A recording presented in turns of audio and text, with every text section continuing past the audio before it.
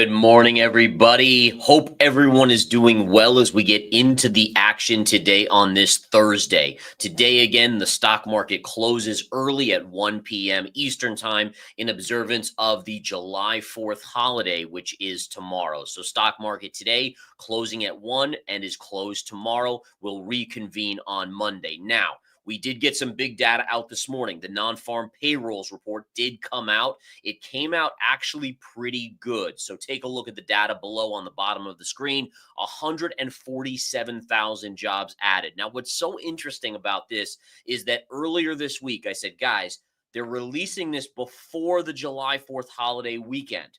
I said, when they do that historically, and again, the Friday is the close day, right? So you basically see that if the number is good, they'll release it early. They'll release it before the holiday because they want to get everyone in a good mood and showcase good stuff, good economic data, so that people go out and spend, right? Spending July 4th holiday sales everywhere. All right. Now, the kicker is this. If it gets pushed off a week and they say, oh, well, we don't want to release it because Friday is closed and we usually release it on Friday, so we're going to do it the next Friday. In general, that means the number is bad. Remember that, guys. These are insights that you're not going to hear anywhere else. But sure enough, that's what we saw. And what's interesting is yesterday we got the ADP private sector numbers, which were negative. And when I saw that, I even was thinking to myself, like, okay, that's a bad number, but they're going to release this tomorrow? Sure enough, it was a good number. So again, just amazing how this works. Remember this for future periods when you have a holiday at the start of the new month and we're expecting jobs data. If they release it early, then it's good. If they release it late, it's probably bad. All right. Overall, the unemployment rate dropped to 4.1% from 4.3%. And interestingly enough, the data showed that last month's number was revised up slightly. So we're used to these 50,000 revisions down. Now, last month got revised only up slightly, but we didn't see the big revision down. So what do we take from this, guys? Overall, it means the labor market is still pretty solid, assuming we believe these numbers. But overall, that's all the market cares about, right? So we did see the stock market overall getting a little bit of a bid here. You can see this is the S&P futures, right? So this is when the number was released. We were basically trading flat to slightly positive. We got a pop initially, then a pullback, now a small move up. Now you might say, man, this is great news. Why are we not seeing a bigger reaction to the upside? So number one, the markets have already rallied up precipitously. Number two, and this is the important one, guys, this is such a strong number that there is now no chance that the Federal Reserve is going to cut rates at the end of July in their meeting. In addition, the market was pricing in 3 cuts into the year end. It is now changed to only expect 2 cuts. So yes, it's good economic news, but also you have to look at, well, the market really wants cheap money, as does President Trump, obviously. But here we're getting data that is going to keep the Fed more on the sidelines than bringing interest rates down. And if we go to the 10-year yield, let's flip back to the charts and take a look at the 10-year yield. Look at this, guys. Look at the pop on the 10-year yield. And arguably, this was yesterday. Remember yesterday when and this is some conspiracy type stuff, right? I mean, this is really wild because yesterday we got the ADP number, right? So we got the ADP number, and I was saying, I was like, well, that's a really weak number, yet rates are going up, but a weak number means the Fed is more likely to cut, yet rates were going up. And then lo and behold, what do we get? We get a really strong number on the non-farm payrolls, and then it's like, okay, who knew yesterday? I call BS on that. Someone knew yesterday, some big institutions knew yesterday, and they saw the rates, rates were being pushed up. And then here's your pop. And then look at this, guys. Look at this. We saw how this, again, support, breakdown, confirmed. So it's a real breakdown. What do we get? Retrace to the scene of the crime. Where's the high on the 10-year yield?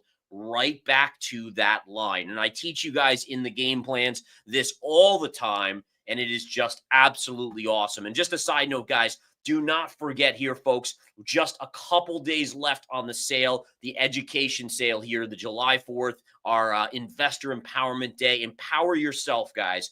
Again, 50+% off on all of our courses, but just through basically July 4th, maybe a little into the weekend, but that's it, folks. That is absolutely it. So there it is, guys. If you want the code right there at the bottom, scan that. But again, you can go to our website, verifiedinvesting.com, underneath educational courses, trading courses. You'll see all of those, and they're all at least 50% off. You can't beat that, folks. I mean, literally, we have people that take these courses and then end up making hundreds of thousands, if not millions of dollars from it. It's pretty cool stuff. All right.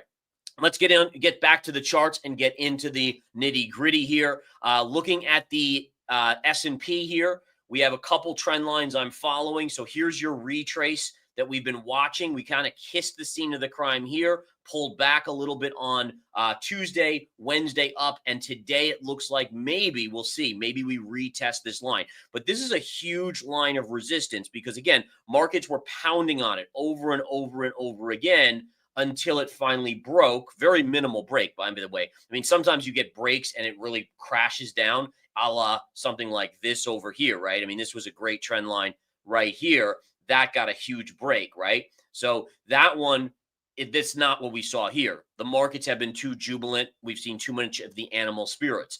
But as we go up, you're coming into this, and now we have to even talk about this trend line, which would be a secondary scene of the crime. It's up a little bit higher, but both of these lines are coming to merge right up here. So that, again, just for me, that's something that I am paying very close attention to.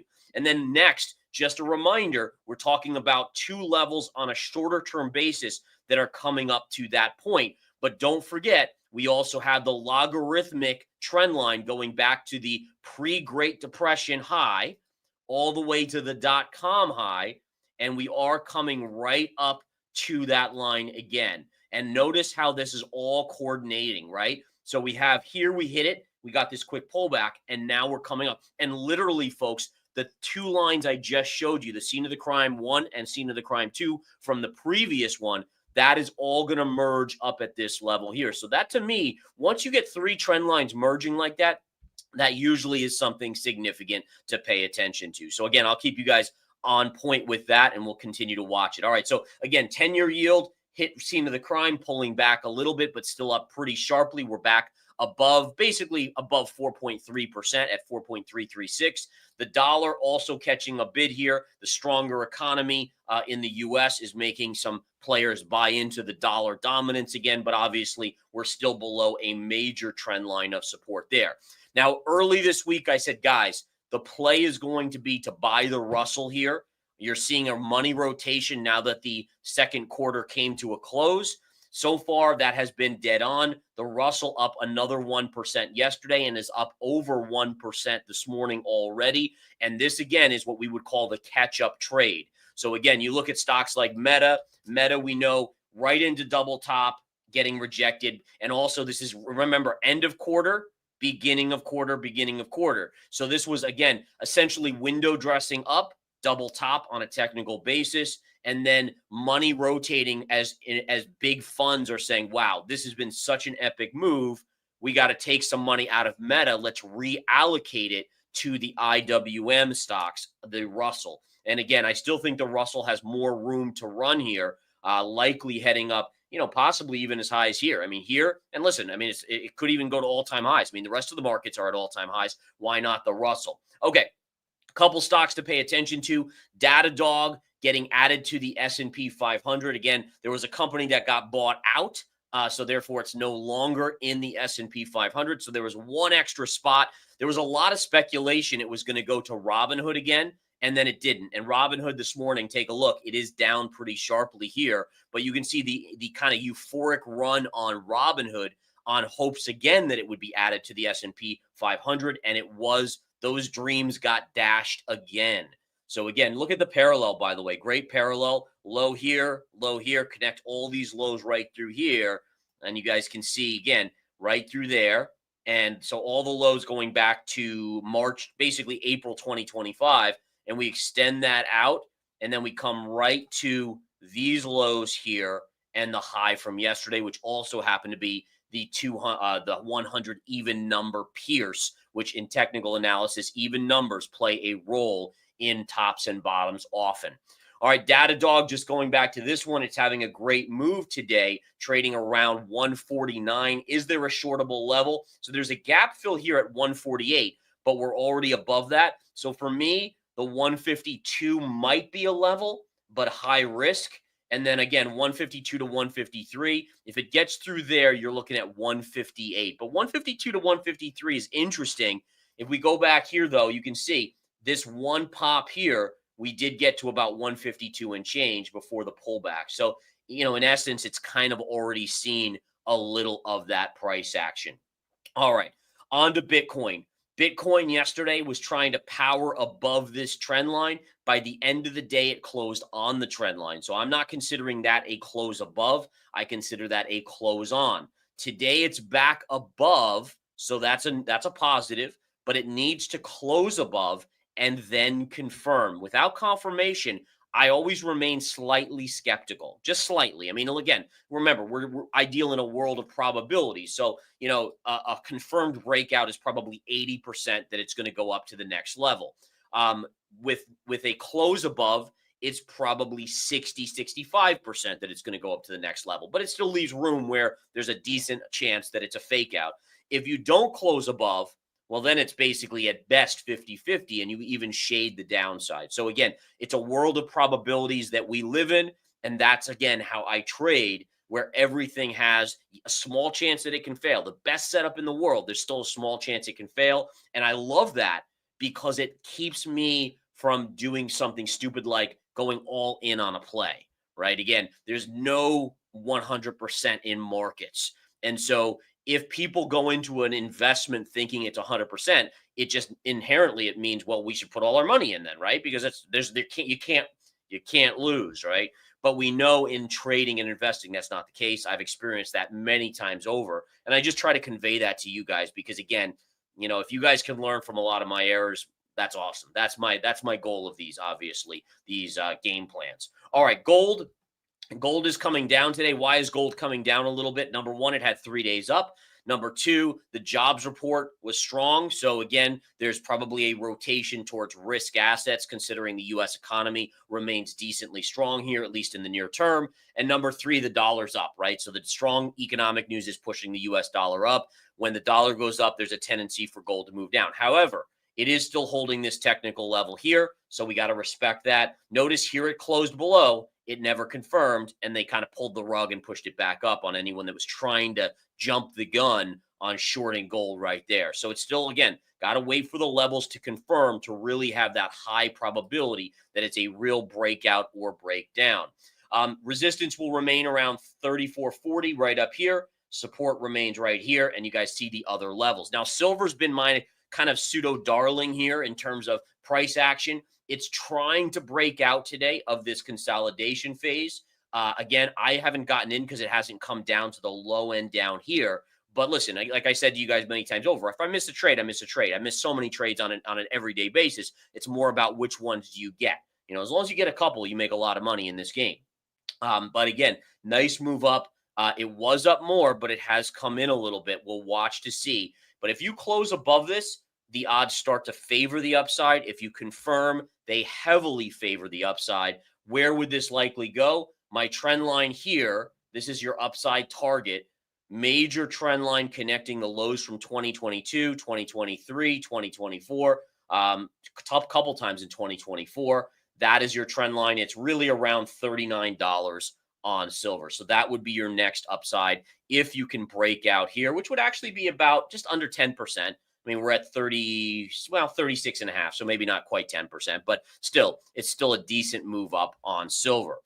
Oil, guys, popped yesterday. We talked about that. Again, I said, watch this line. If we can break above it, we should get momentum. I said my target was between $67 and $68 a barrel. Yesterday, it did go right there. It went around to about $67.50. And yours truly, I did take the profits with my commodity, smart money commodity members. So remember, this wasn't a trade where I was looking for a big gain. We had shorted it at those highs. We made a great gain on the down move. And then I was like, okay, well, it should have a really quick snapback.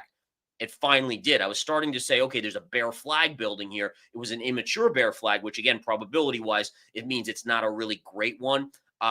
But sure enough, we finally got the move out of oil, and I took profits on that. So again, I am now back to neutral on oil, just waiting to see what the next formation is. But I love this. This is the greatest thing about swing trading is, you see the trend line, the parallel down sloping here, shorted up in this range when everyone else is saying, oh, but Israel and Iran, this could go to the moon. We could, I mean, even analysts were like, oh, it could go to $100 per barrel or greater. Anytime I hear that, I'm like, okay, they're even getting emotional, right? And emotion is the worst thing in this game to be, essentially. It makes you think things that are crazy. Always ground yourself with the charts. The charts are how I ground myself. It is reality. The charts don't lie. They show you what they show you. There's no narratives in the charts. It is what it is, all right? Lastly, natural gas real quick. Let's go over that just to see if there's any new change there. Not really. Still support and small bounce. No tradable factors here for me. Again, my first potential level would be down around 309 to 308 on nat gas. All right, so aside from that, guys, it's been one of those days. Remember, half-day trading, jobs data was strong. Means that it's unlikely to be a down day today. I mean, listen, anything can happen. Let's be fair. Maybe some tweets come out or some social media about these trade deals that we're expecting next week. I did hear that there's one with Vietnam that's kind of out, and the market already knows about that. But it doesn't seem like the markets are really reacting to these. It seems like they basically punched in that we're going to get these trade deals, so it's mostly factored in. And even today, you could see the markets are not ripping higher on this strong data because half the market wants lower interest rates and half the market wants a strong economy. Really, if the market had its way, it would get both, right? I mean, it would want low interest rates and a great economy. The problem is the combination, what does it do? Causes inflation. So you can't have both. You can't have your cake and eat it too, essentially, which is what, Trump has really been pushing for. But that's kind of scary because if we drop interest rates to 1% like he's stressing, then it's like, okay, well, when do we see that 5-10% inflation coming back, which would inevitably come with a strong economy? If you have a weak economy and you lower rates, weak economies tend to be slightly deflationary because people have less money because they lose their jobs. But again, strong economy, low rates, recipe for inflation. All right. You guys have a great 4th of July if you celebrate, if you're in the U.S. If you're not, I wish you all the best. Thank you guys for supporting us always. Don't forget, guys, we have that course sale that will be just for the next day or so. Then it's over, not to come back again for a very long time. You guys, again, have a great rest of your day. Have a great holiday weekend. I'll talk to you soon. Take care.